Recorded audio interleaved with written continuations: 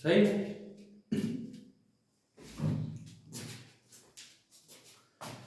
मैं अभी दुबे आज फिर हाजिर है एक नए वीडियो के साथ। आप सभी का चैनल में स्वागत करता हूं।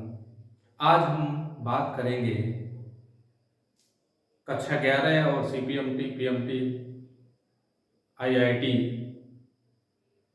इन सब में सबसे महत्वपूर्ण जो टॉपिक है वह है कार्बनिक अपक्रियाओं की क्रियाविधि, अर्थात मैकेनिज्म ऑफ ऑर्गेनिक रिएक्शंस में सबसे महत्वपूर्ण जितने भी टॉपिक हैं उन सभी टॉपिकों में देखा जाता है कि जितनी भी ऑर्गेनिक रिएक्शंस है, सारी की सारी ऑर्गेनिक रिएक्शन टोटल ये इसी पर बेस्ड होती है। अर्थात इस चैप्टर को अगर अच्छे ढंग से पढ़ लिया जाए तो जितने भी केमिकल रिएक्शंस है अर्थात रासायनिक अपक्रियाएं हैं उनमें किसी तरह की कोई समस्या नहीं होगी।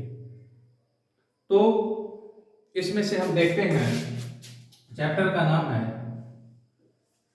Mechanism of organic reactions.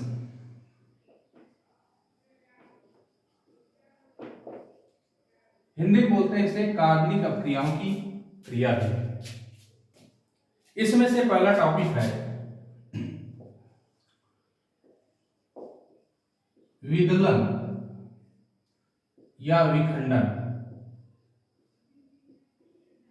विखंडन इंग्लिश में बोलते हैं क्लीवेज और फिशन।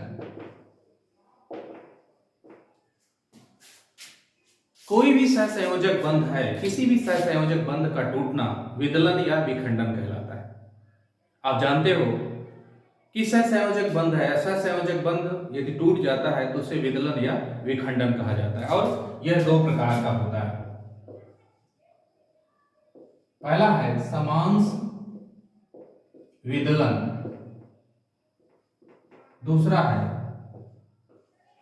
विषमांश विदलन। विषमांश विदलन या विखंडन इंग्लिश बोलते हैं होमोलाइटिक फिशन और क्लीवेज।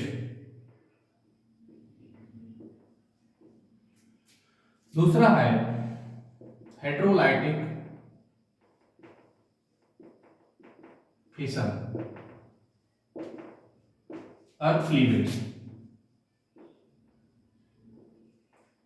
इसी का दूसरा नाम है, इसका होमोलाइसिस भी बोलते हैं इसे।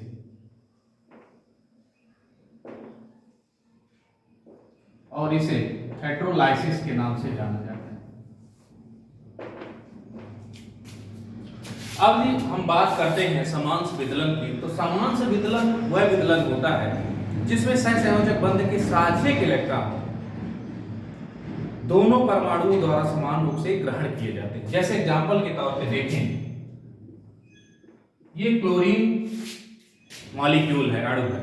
इस क्लोरीन मॉलिक्यूल के इस बंध के निर्माण में एक इलेक्ट्रॉन इसने दिया है, एक इलेक्ट्रॉन इसने दिया है। और जब क्लीवेज होगा तो साझे का एक इलेक्ट्रॉन ये ले लेगा और एक इलेक्ट्रॉन ये ले लेगा और इसे मछलीकृत तीर द्वारा रिप्रेजेंट करते हैं, प्रदर्शित करते हैं। और इसका एक इलेक्ट्रॉन इस पे आ गया, एक इलेक्ट्रॉन इस पे आ गया। जब भी समांश विदलन की क्रिया होती है तो समांश विदलन होने के पश्चात फ्री रेडिकल अर्थात मुक्त मूलक का निर्माण होता है। दूसरा एग्जांपल देखिए, ये एथेन है।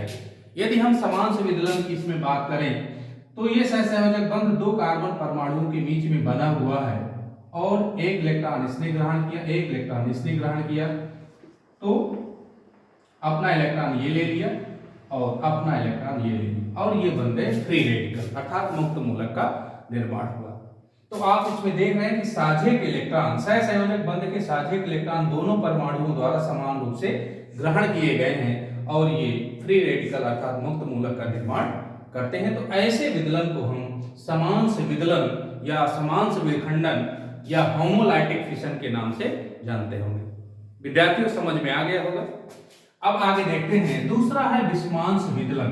विषमांश विदलन की यदि हम बात करें तो वह विदलन या विखंडन जिसमें सहसंयोजक बंध के साझे के इलेक्ट्रॉन किसी एक परमाणु द्वारा ग्रहण कर लिया जाता है, तो उसे हम विषमांश विदलन कहते हैं। जैसे एग्जाम्पल के तौर पे देखें, मान लेते हैं ये मेथिल क्लोराइड है। इस मेथिल क्लोराइड में देखें तो ये जो बंध बना हुआ है कार्बन और इस क्लोरीन के बीच में बना हुआ है। छोटी क्लास के बच्चे हो सकता है ना समझ पा रहे हो, तो CH3 जो बना हुआ है इसको हम इस तरह से रिप्रेजेंट करते हैं, अर्थात ये इस तरह से कार्बन से जुड़े होते हैं। अर्थात हम इसको ऐसे लिख सकते हैं CH3 और Cl। इसमें देखते हैं तो सहसंयोजक बंध कार्बन और क्लोरीन के बीच में बना हुआ है और इस बंध में इसकी विद्युत ऋणात्मकता ज्यादा है अपेक्षाकृत कार्बन के, इसलिए सहसंयोजक बंध के दोनों इलेक्ट्रॉन इस क्लोरीन द्वारा ग्रहण कर लिए जाएंगे। जब ग्रहण कर लिए जाएंगे तो इस क्लोरीन में माइनस चार्ज आ जाएगा और इस CH3 पे प्लस चार्ज आ जाएगा।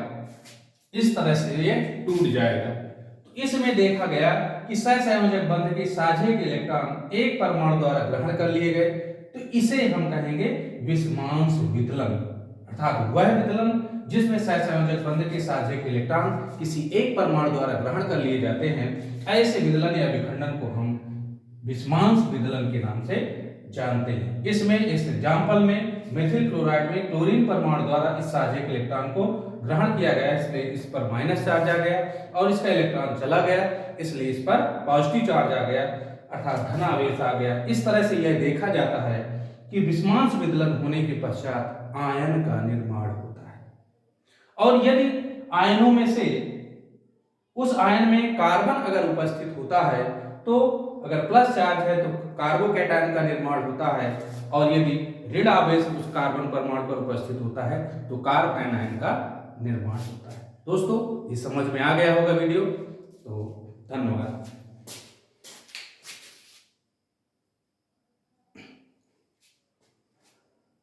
7 मिनट का बना।